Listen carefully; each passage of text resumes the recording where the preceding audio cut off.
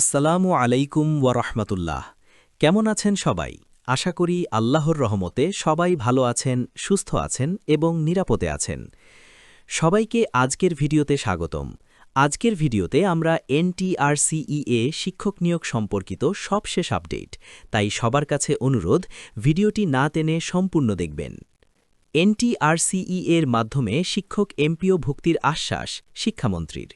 বেসরকারি শিক্ষক নিবন্ধন ও প্রত্যয়ন কর্তৃপক্ষের এনটিআরসিইএর মাধ্যমে শিক্ষকদের এমপিও ভুক্তি করা যায় কিনা সেটি আলোচনা করে দেখার আশ্বাস দিয়েছেন শিক্ষা এবং প্রাথমিক ও গণশিক্ষামন্ত্রী ড আ.ন.ম এহসানুল হক মিলন। শনিবার ১৪ই মার্চ মিন্টো রোডে সরকারি বাসভবনে আয়োজিত এক ইফতার শেষে একথা বলেন তিনি।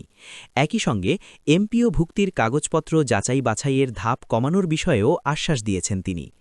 এনসিটিবি চেয়ারম্যান ও মাধ্যমিক ও উচ্চশিক্ষা অধিদপ্তরের মহাপরিচালক পদে নিয়োগ নিয়ে মন্ত্রী বলেন, আমাকে একটু বুঝতে হবে, এসব পদ নিয়ে আমি তো বুঝতে পারছি না যে আবার কাকে এনে কোন বিপদে পড়ি, এজন্য কোনো রিকমেন্ডই করি না। আমরা কি সবাই মিলে শিক্ষা খাত চালাতে পারি না? প্রশ্ন রাখেন তিনি। মন্ত্রী বলেন, আমার কোনো ব্যক্তিগত পছন্দ নেই, আর আমি কোনো দুর্নীতি করি না।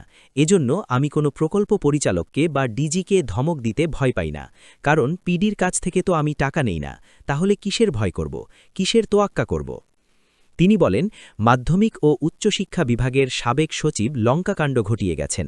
সাংবাদিকদের উদ্দেশ্যে তিনি বলেন, আপনারা এসব বিষয় লিখবেন আর আমি বলবো সচিব ফাইল উত্থাপন করো। শিক্ষামন্ত্রী বলেন, আপনারা যেটা লিখবেন সেটা তদন্ত শুরু হয়ে যাবে, আপনারা সব লিখবেন। এটাই ছিল এনটিআরসিইএ শিক্ষক নিয়োগ সম্পর্কিত সবশেষ আপডেট। সবাই ভালো থাকেন, আল্লাহ হাফেজ।